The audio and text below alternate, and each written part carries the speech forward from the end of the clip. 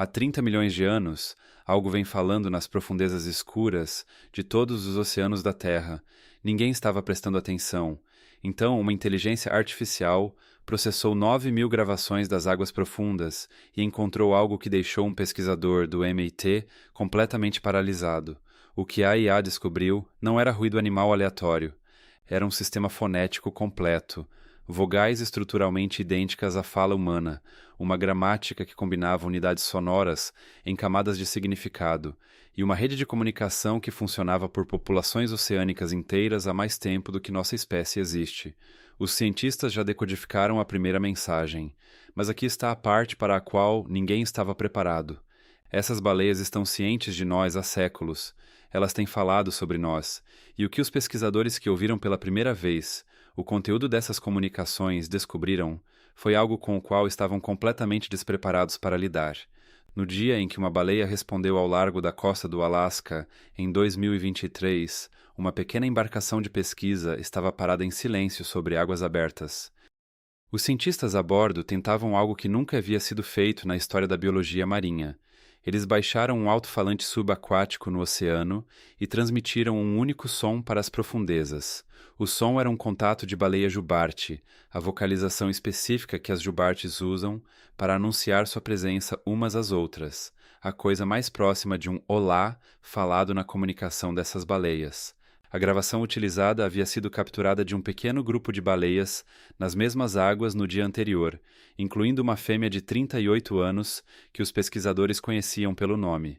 Seu nome era Twain. É possível que estivessem reproduzindo a própria voz dela de volta para ela, então eles esperaram. Twain emergiu à superfície. Ela se aproximou da embarcação, começou a circular lentamente ao redor dela. Então abriu a boca e respondeu com seu canto. Vocalizações reais de jubarte dirigidas diretamente à embarcação, em resposta direta ao som que os pesquisadores acabavam de reproduzir. Ela não deu uma única resposta e foi embora. A cada vez que os cientistas transmitiam um chamado de contato, Twain respondia: chamado, resposta, chamado, resposta. Por 20 minutos inteiros, uma baleia selvagem em pleno oceano aberto manteve uma troca vocal com um grupo de seres humanos a bordo de um barco. A cientista-chefe, doutora Brenda McCowan, da UC Davis, declarou depois o que todos na área compreenderam de imediato. Eles acreditavam que aquela havia sido a primeira troca comunicativa entre humanos e baleias jubarte, conduzida na própria linguagem da jubarte. Mas o que realmente perturbou a equipe não foi o fato de ela estar respondendo. Foi o ritmo. Entre cada chamado que reproduziam, havia uma pausa natural. O intervalo específico que uma jubarte deixa no meio de uma conversa, antes que o outro indivíduo deva responder. Twain aguardava por essa pausa todas as vezes, sem exceção. Ela preencheu esse espaço com sua resposta exatamente da forma como uma pessoa espera o outro terminar de falar antes de tomar a palavra. Ela sabia quando era a sua vez. Não estava vocalizando de maneira aleatória. Estava alternando turnos dentro de uma troca estruturada. Aquele momento não surgiu do nada. A ciência que o tornou possível havia começado anos antes, num corredor de Harvard, quando duas pessoas que jamais deveriam ter se cruzado acabaram estando no mesmo hall ao mesmo tempo. O criptógrafo e os cliques. O biólogo marinho David Gruber estava sentado sozinho em seu escritório no Instituto Radcliffe de Harvard, com fones de ouvido, revisando antigas gravações de cachalotes que havia coletado anos atrás enquanto estudava águas-vivas no Caribe. Os sons que chegavam pelos fones eram cliques mecânicos rápidos, disparados em sequências com intervalos específicos entre eles. Ele os havia ouvido centenas de vezes. A cada vez, tirava os fones e seguia em frente, presumindo que o que escutava era ruído de fundo de um animal que a ciência já compreendia bem. Foi então que a criptógrafa do MIT, Shafi Goldware, passou pela porta aberta do seu escritório e parou abruptamente. Ficou ali, em silêncio, ouvindo, e foi então que ela olhou para Gruber e disse algo que mudou tudo. Isso parece código Morse. Você já tentou usar aprendizado de máquina para decifrar isso? Goldasser havia dedicado toda a sua carreira a quebrar comunicações governamentais realmente cifradas, o tipo que nações utilizavam para esconder suas informações mais sigilosas umas das outras. Quando aqueles cliques de baleia chegaram pelos fones de ouvido de Gruber, algo em seus instintos profissionais disparou imediatamente. Ela estava dizendo a ele que o que ouvia tinha a mesma estrutura oculta de uma mensagem codificada. Ninguém havia tentado isso antes. Em todas as décadas de pesquisa sobre baleias, em todos os estudos oceânicos já realizados, em cada laboratório que havia analisado vocalizações dessas criaturas, ninguém tinha passado esses sons por um sistema de decodificação. Os cliques estavam ali, completamente ignorados, aguardando que alguém capaz de reconhecer a arquitetura de um código oculto simplesmente passasse pela porta certa. O oceano, porém, já havia enviado aos pesquisadores um aviso muito antes de qualquer máquina ser construída, antes que qualquer inteligência artificial tivesse processado um único arquivo, um aviso que deveria ter feito todos refletirem com muito cuidado sobre o que estavam enfrentando. O pesquisador Oscar Palacios e sua equipe estavam nas Ilhas Galápagos conduzindo um estudo de rastreamento acústico em um grupo de 25 cachalotes. Microfones subaquáticos estavam posicionados na água. O estudo transcorria bem, até que, em determinado dia, tudo parou. Não de forma gradual, não uma baleia e depois outra. Todas as 25 ficaram completamente em silêncio no exato mesmo instante, e então desapareceram. Os pesquisadores vasculharam a região. Nada. O grupo havia sumido sem deixar rastro algum. A conclusão a qual a equipe chegou é genuinamente difícil de assimilar. Eles acreditam que o grupo havia detectado a presença dos microfones subaquáticos. Acreditam que as baleias perceberam que estavam sendo monitoradas, comunicaram-se entre si a respeito disso e tomaram uma decisão coletiva de cessar completamente as vocalizações. 25 animais coordenando um silêncio coletivo em resposta direta à vigilância humana. Essas criaturas já tinham percebido que os humanos as escutavam muito antes de qualquer pessoa fazer ideia do que elas realmente diziam. E há um detalhe que quase nunca é mencionado. Os filhotes de cachalote não nascem sabendo a língua do seu grupo. Assim como bebês humanos que passam o primeiro ano emitindo sons fragmentados e incompletos antes de surgirem palavras reconhecíveis, os filhotes de cachalote também balbuciam. Eles produzem tentativas confusas e incompletas dos padrões de cliques do seu clã, praticando repetidamente, errando, tentando de novo na escuridão total, enquanto suas mães estão em mergulhos profundos de caça a centenas de metros abaixo. Um dos primeiros padrões que um filhote aprende é algo que os pesquisadores chamam de coda de identidade, a sequência específica de cliques que indica a qual clã esse animal pertence. Um nome de família sonoro gravado no filhote nas primeiras semanas de vida e carregado pelos próximos 70 anos. A primeira lição que um cachalote recebe não é como caçar, não é como encontrar alimento ou se afastar do perigo, é a quem ele pertence. Desde os primeiros sons que emite, esse animal já opera dentro de um sistema de linguagem construído sobre identidade, pertencimento e regras sociais que existiam muito antes do seu nascimento. A máquina que leu o oceano.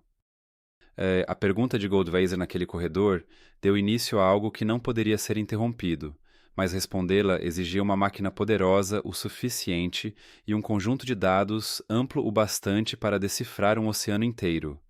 Goldweiser trouxe uma terceira pessoa, o pesquisador de inteligência artificial Michael Bronstein, que explicou que a mesma tecnologia de aprendizado profundo, que alimenta grandes modelos de linguagem como o ChatGPT, sistemas treinados para compreender e produzir linguagem humana, poderia teoricamente ser aplicada à comunicação animal. A condição era dados, quantidade suficiente deles. Esse único requisito se tornou o motor do projeto de biologia marinha mais ambicioso já realizado. Em 2020, o esforço recebeu oficialmente o nome de projeto CI, Iniciativa de Tradução de Citações. Cetácea é a classificação científica que abrange todas as baleias e golfinhos. O projeto reuniu pesquisadores do MIT, de Harvard, da UC Berkeley e de outras 15 instituições de diversas áreas do conhecimento. A equipe escolheu a ilha caribenha de Dominica como sua base de operações. Esse trecho específico do oceano é um dos pouquíssimos lugares na Terra para onde famílias multigeracionais de cachalotes retornam ano após ano, sem exceção. Não eram animais anônimos de passagem. As famílias eram conhecidas, as matriarcas tinham nomes, suas hierarquias sociais haviam sido acompanhadas ao longo de décadas de observação cuidadosa. Era a coisa mais próxima de uma vizinhança de baleias que a ciência havia encontrado até então. O que a equipe instalou naquele local era diferente de tudo que havia sido utilizado antes na biologia marinha. Arranjos permanentes de hidrofones, redes de microfones subaquáticos posicionados ao longo das rotas de migração, etiquetas biologadoras fixadas diretamente à pele das baleias por meio de ventosas, cada uma equipada com 3 microfones sincronizados, capazes de isolar vozes individuais dentro de uma conversa em grupo, rastreamento por GPS, sensores de profundidade, registradores de temperatura e acelerômetros medindo cada variação na orientação corporal até frações de grau. O sistema não foi construído apenas para ouvir as baleias. Ele foi projetado para capturar quem estava falando, com quem falava, o que estava fazendo fisicamente naquele exato momento e como era todo o ambiente acústico ao redor simultaneamente. 9.000 gravações foram inseridas na inteligência artificial. Durante décadas, os cientistas acreditavam ter mapeado de forma razoável a comunicação dos cachalotes. Eles pensavam que os animais utilizavam cerca de 21 padrões distintos de cliques, chamados codas, cada um carregando um único significado fixo. A analogia mais frequentemente usada era a de um semáforo de trânsito. 3 sinais, cada um com um único significado possível, sem combinações, sem camadas, sem construções complexas. Era essa a suposição, e ela desmoronou por completo. A inteligência artificial identificou 156 cotsas distintas, mas não foi o número em si que deixou os pesquisadores paralisados. O que os deteve foi o que estava escondido dentro de cada uma delas. Cada cota possuía 4 elementos internos que podiam ser modificados de forma independente para alterar o seu significado. O tempo, ou seja, a velocidade com que os cliques surgem. A diferença entre a urgência de um momento de tensão e a tranquilidade de uma situação rotineira. O ritmo, os intervalos entre cada clique individual, sejam eles agrupados ou espalhados. O ornamento, cliques adicionais inseridos no meio de um padrão que transformam o seu sentido, da mesma forma que uma única palavra acrescentada pode inverter completamente o que uma frase comunica. E o atrito. Variações microscópicas no tempo que carregam um peso emocional, como uma voz que se endurece quando quem fala está apreensivo e se afrouxa quando está tranquilo. Esses 4 elementos formavam o motor funcional de um sistema de comunicação completo. Podiam ser combinados e sobrepostos para gerar significados que nenhum clique isolado seria capaz de transmitir sozinho. Os cientistas têm um nome para um sistema que funciona dessa maneira: dualidade de padrões. A capacidade de construir sentidos ilimitados a partir de um conjunto pequeno de unidades fundamentais. Acreditava-se que isso era propriedade exclusiva da linguagem humana. A inteligência artificial encontrou esse princípio operando em um animal que emitia cliques em total escuridão a mais de 1 quilômetro de profundidade. E então o sistema descobriu algo para o qual ninguém estava preparado. A mesma baleia produzia estilos de comunicação diferentes dependendo de com quem estava interagindo. Os pesquisadores chamam isso de design de audiência. Na linguagem humana, é o que nos permite falar de forma diferente com uma criança e com uma autoridade, suavizar uma mensagem para alguém que está sofrendo, ajustar o que se diz com base em quem está ouvindo. O design de audiência não exige apenas linguagem e memória, ele exige um modelo funcional da mente de outro indivíduo. A compreensão de que outros seres possuem vidas interiores, próprias e separadas. A inteligência artificial havia encontrado o que parece ser uma teoria da mente embutida dentro de sequências de cliques em um animal que tratávamos como se estivesse apenas produzindo ruído. O aviso que percorreu milhares de quilômetros. A evidência mais perturbadora de que a comunicação dos cachalotes funciona através de grandes distâncias não veio de nenhum laboratório. Ela veio de antigos diários escritos à mão. Quando os baleeiros americanos chegaram às novas zonas de caça no Pacífico no início do século XIX, suas operações corriam bem. Encontravam baleias. Seus ataques eram consistentes. Então algo mudou. Em apenas 2 anos e meio após a chegada deles, o número de capturas bem-sucedidas caiu 58%. As baleias não haviam migrado para outro oceano. Elas simplesmente começaram a evitar os navios, com uma consistência que jamais havia existido antes. O que havia acontecido foi que os cachalotes que sobreviveram aos primeiros ataques transmitiram o aviso por meio de seu sistema de comunicação. não apenas para os animais próximos, mas para baleias que nunca tinham visto uma embarcação de caça em toda a sua existência. Animais vivendo a milhares de quilômetros de distância estavam alterando seu comportamento com base em informações recebidas por meio de cliques e codas vindos de baleias, com as quais talvez nunca tivessem se encontrado. A historiadora Beth Sheba Demoth, da Universidade Brown, examinou os antigos diários de baleeiros e encontrou registro após registro em que os marinheiros descreviam essa mudança com um desconforto inconfundível, escrevendo que os animais pareciam estar conversando entre si e que, seja lá o que os exemplares mais jovens estivessem fazendo, claramente tinham aprendido de algum lugar. Os baleeiros sentiam que algo estava acontecendo. Simplesmente não tinham palavras para explicar. Os diários também documentavam algo que sempre foi descartado como ruído de angústia. Depois que uma baleia era atingida e agonizava na superfície, o restante do grupo ficava completamente imóvel. Em seguida, os cliques recomeçavam, intensos e diferentes de tudo o que os marinheiros haviam reconhecido antes. Os baleeiros registraram o ocorrido e seguiram em frente. Mas hoje sabemos que esses animais possuem 156 codas, uma gramática funcional e a capacidade de adaptar a comunicação a indivíduos específicos. O que quer que estivesse sendo transmitido naqueles momentos, uma dor expressa em voz alta, um aviso enviado pelo oceano, um registro passado a membros da família longe demais para testemunhar, era algo real sendo dito em uma língua real. Foi ouvido por homens amedrontados em embarcações de madeira que o anotaram e continuaram navegando. Esses sons jamais foram decifrados. O som que não deveria existir. A partir das gravações de Dominica, o linguista Gaspar Bacchus, da UC Berkeley, reduziu drasticamente a velocidade da reprodução e examinou a forma precisa de cada som individualmente. O que ele encontrou abalou as premissas fundamentais de todo o seu campo de estudo.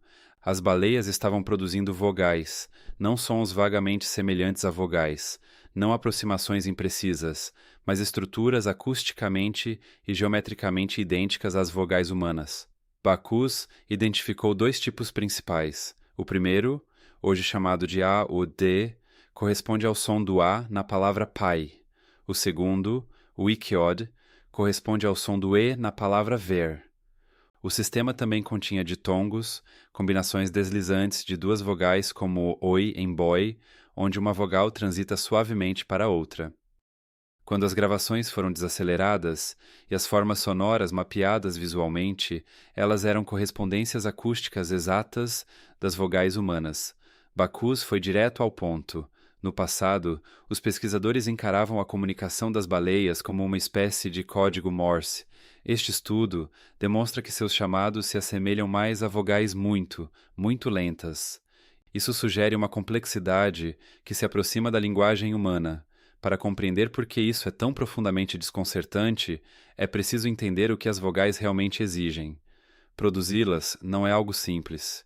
Requer uma laringe rebaixada, posicionada bem abaixo na garganta. Uma musculatura precisa da língua e da mandíbula. Um fluxo de ar controlado através de uma câmara de ressonância, um espaço oco moldado que funciona como um instrumento de afinação. Em seres humanos, essa anatomia foi moldada ao longo de milhões de anos por pressões seletivas específicas voltadas para a linguagem falada. Essa combinação era considerada biologicamente exclusiva da nossa linhagem. As baleias cachalotes não possuem nada dessa anatomia. Seu sistema vocal se desenvolveu nas profundezas do oceano, em escuridão absoluta, sob toneladas de pressão de água, para uma finalidade completamente distinta. A ecolocalização, a capacidade de projetar feixes de som na escuridão total e interpretar os ecos que retornam para construir uma imagem do ambiente ao redor, da mesma forma que um morcego se orienta durante a noite. Elas não evoluíram em direção à linguagem, evoluíram em direção a algo que, quando analisado pelos equipamentos acústicos mais avançados disponíveis, parece funcionalmente idêntico a ela. Isso é evolução convergente. Duas espécies completamente distintas, em trajetórias evolutivas totalmente diferentes, sem um ancestral comum há centenas de milhões de anos, chegando de forma independente à mesma solução complexa. A doutora Daniela Ruse, do MIT, descreveu os resultados de maneira direta. Nossos resultados indicam que há muito mais complexidade aqui do que se acreditava anteriormente. Isso está desafiando o estado atual das crenças sobre o mundo animal. Essa pode ser a frase mais subestimada da história da ciência moderna. Aqui está o detalhe que quase nunca aparece nos comunicados de imprensa. A anatomia que produz esses codas semelhantes a vogais, o órgão do espermacete dentro da enorme cabeça da baleia, os lábios fônicos na parte frontal de seu complexo nasal, é exatamente o mesmo sistema que gera seu clique de impacto. As baleias cachalotes são os animais mais barulhentos da Terra. Seus cliques já foram registrados a 230 decibéis debaixo d'água. Um motor a jato, a curta distância marca 140. Os tímpanos humanos começam a ceder por volta de 150 a 180. Órgãos internos começam a entrar em colapso. Na potência máxima de uma baleia cachalote a curta distância, pesquisadores descreveram o som como fisicamente capaz de fazer o corpo humano se dissolver por dentro por meio de vibração. O jornalista oceânico James Nestor documentou o caso de um mergulhador cujo braço ficou completamente dormente por quase 4 horas, depois que uma baleia passou próxima e vocalizou a uma distância moderada. O órgão responsável por produzir os suaves e estruturados codas semelhantes a vogais é exatamente o mesmo que pode desfazer um corpo humano, sem qualquer contato físico. A linguagem e a arma habitam o mesmo lugar. A primeira palavra entre 156 codas com vogais, gramática e design de audiência, tudo confirmado. Os pesquisadores identificaram discretamente um padrão específico que acreditam ser capaz de compreender. Ele é chamado de 1 mais 1 mais 3. 2 cliques isolados, uma breve pausa, seguidos de 3 cliques mais rápidos. É o coda mais amplamente documentado entre as famílias de cachalotes do Caribe. Aparece na mais vasta variedade de situações sociais, antes de mergulhos profundos, após emergir à superfície, durante reuniões em grupo e em momentos de nascimento. Os pesquisadores estão propondo com cautela que ele pode significar algo próximo a "estou aqui". Essa é a primeira mensagem. Não uma frase complexa, não um aviso ou uma exigência, apenas presença. Um ser vivo comunicando a outro que existe. Essa expressão foi transmitida entre cachalotes milhões de vezes ao longo de 30 milhões de anos, em uma linguagem que os humanos não conseguiam decifrar enquanto os caçavam. A primeira coisa que talvez tenhamos compreendido que um cachalote diz é a mesma que todo ser consciente eventualmente precisa dizer. Ele vem repetindo isso todos os dias, para cada membro de sua família, em cada oceano, desde muito antes de nossa espécie conseguir se manter ereta, o que eles têm dito sobre nós. No dia 20 de novembro de 1820, o navio baleeiro americano Essex navegava pelo Pacífico, a aproximadamente 1.500 milhas náuticas, a oeste das Galápagos. A tripulação caçava cachalotes pelo óleo, uma operação de rotina. Foi então que o primeiro imediato, Owen Chase, avistou algo que o deixou completamente perturbado. Um cachalote macho de tamanho incomum permanecia absolutamente imóvel na superfície, com a cabeça apontada diretamente na direção do navio, parada, sem nadar, sem mergulhar, completamente imóvel. Então começou a se mover em direção ao Essex. Devagar no início, depois cada vez mais rápido, logo estava avançando em velocidade máxima e não freou. Ela arrastou sua enorme cabeça contra o casco do navio, com uma força tão brutal que os homens foram arremessados pelo convés. Antes que a tripulação conseguisse se recompor, a baleia emergiu, virou-se e voltou. Ela atingiu o Essex uma segunda vez no mesmo ponto, de forma deliberada, como se quisesse ter certeza de que o trabalho estava concluído. A proa foi completamente destruída. 20 homens se lançaram em 3 pequenos botes abertos no meio do Oceano Pacífico, com praticamente nenhum alimento e quase nenhuma água. O que se seguiu foram 83 dias de agonia. A sede chegou primeiro, tão intensa que os homens começaram a ter alucinações em poucos dias. Depois, a comida acabou.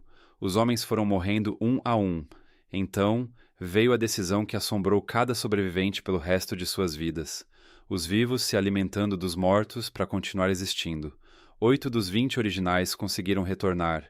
Esse evento real se tornou a inspiração direta para Moby Dick. A maioria das pessoas sabe disso.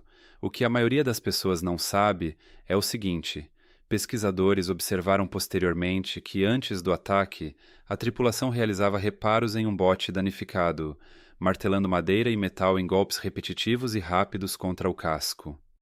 Esses sons de marteladas, batendo em padrões rápidos e cadenciados, podem ter sido interpretados pelo touro como padrões de cliques de cachalote vindo de dentro da embarcação. Se essa teoria estiver correta, a baleia não atacou o Essex por raiva ou confusão. Ela atacou algo que acreditava estar emitindo sinais em sua própria língua. Ela ouviu o que pensava ser um coda e respondeu. A primeira vez que um cachalote destruiu uma embarcação humana e lançou 20 homens ao oceano aberto à própria sorte. É possível que tenha feito isso porque acreditava estar respondendo a um chamado. O Essex não foi o último. O navio baleeiro Anne Alexander foi abalroado e afundado por um cachalote em 1851. O Kathleen foi abalroado e afundado em 1902. Os diários baleeiros dos séculos XVIII e XIX estão repletos de relatos de cachalotes que revertiam o curso e lançavam ataques coordenados após serem atingidos por arpões. Não fugiam, não entravam em pânico, mas respondiam com força direcionada e intencional. Não eram animais se debatendo aleatoriamente sob a dor.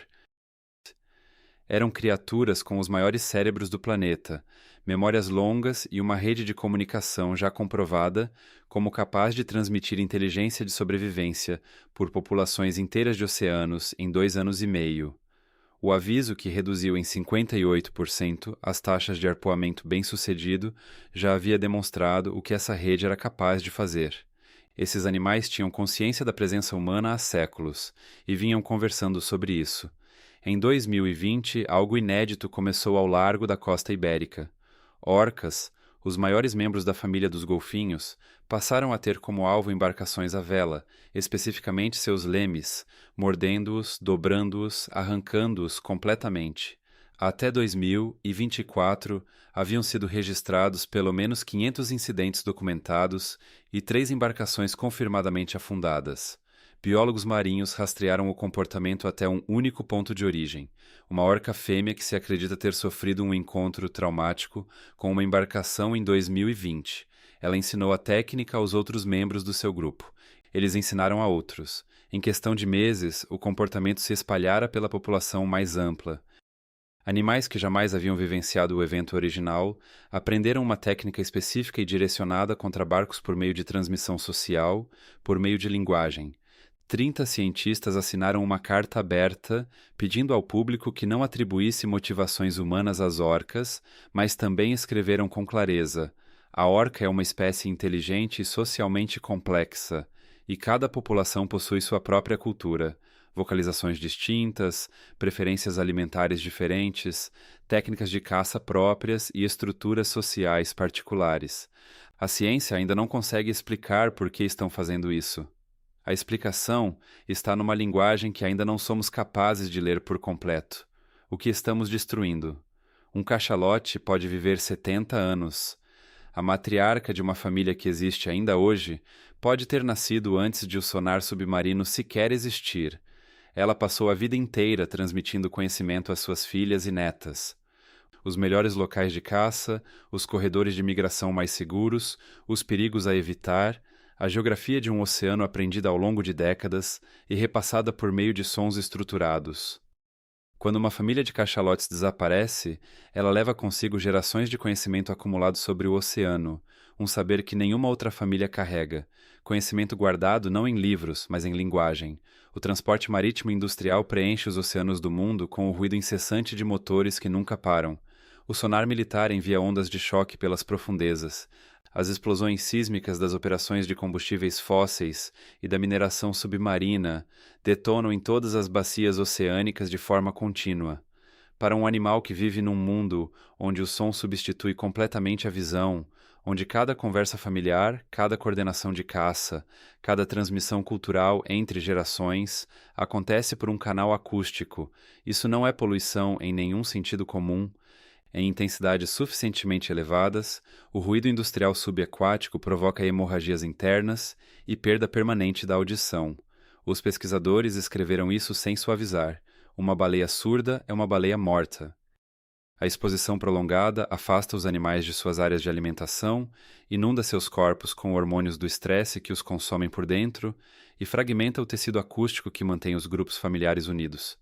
Se os cachalotes usam linguagem para transmitir conhecimento entre gerações, então encher o mundo deles com ruído industrial é a destruição sistemática da capacidade de uma cultura se expressar dia após dia, sem pausa.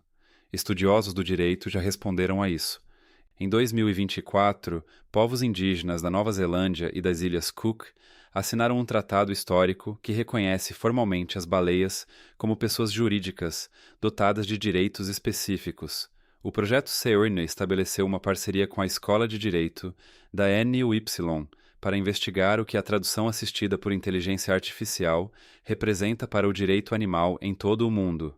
O linguista Gaspar Bacus afirmou com clareza: estamos refletindo profundamente sobre o que significa encontrar estruturas semelhantes à linguagem humana na comunicação das baleias. O que é linguagem? Existe algo nela que seja exclusivamente humano ou é apenas um continuum? E o que isso representa para o campo jurídico? A caça comercial de baleias eliminou centenas de milhares de cachalotes ao longo do século XX. Colisões com embarcações ceifam dezenas delas a cada ano. Se os cachalotes possuem linguagem, se transmitem memória cultural entre gerações, se preservam o registro de terem sido caçados por meio de uma rede de comunicação que atravessa populações oceânicas inteiras, então cada navio que colidiu com uma baleia e seguiu seu caminho não apenas eliminou um animal, silenciou um ser no meio de uma fala. Pense no que tudo isso representa. Esses animais viram suas famílias serem atingidas e continuaram se comunicando. Viram 2/3 de sua espécie desaparecer e continuaram se comunicando. Viram o oceano se encher de ruídos que despedaçaram seu mundo e continuaram se comunicando. Se sua linguagem é capaz de transmitir alertas, memórias e dor por milhares de quilômetros e centenas de anos, então aquilo que eles têm dito sobre nós vem se acumulando há muito tempo. A primeira mensagem decodificada pelos pesquisadores foi: estou aqui. Mas a mensagem que esses animais têm enviado sobre a espécie que os caçou até a beira do desaparecimento é algo que ainda não traduzimos completamente, porque uma parte de nós já suspeita do que ela diz, que somos a presença mais ameaçadora do oceano, e eles sabem disso há muito mais tempo do que nós. A primeira mensagem não foi enviada quando começamos a ouvir. Foi enviada há 30 milhões de anos. Apenas agora construímos a máquina capaz de finalmente escutá-la. E é somente agora, neste instante, que começamos a compreender o que isso nos diz.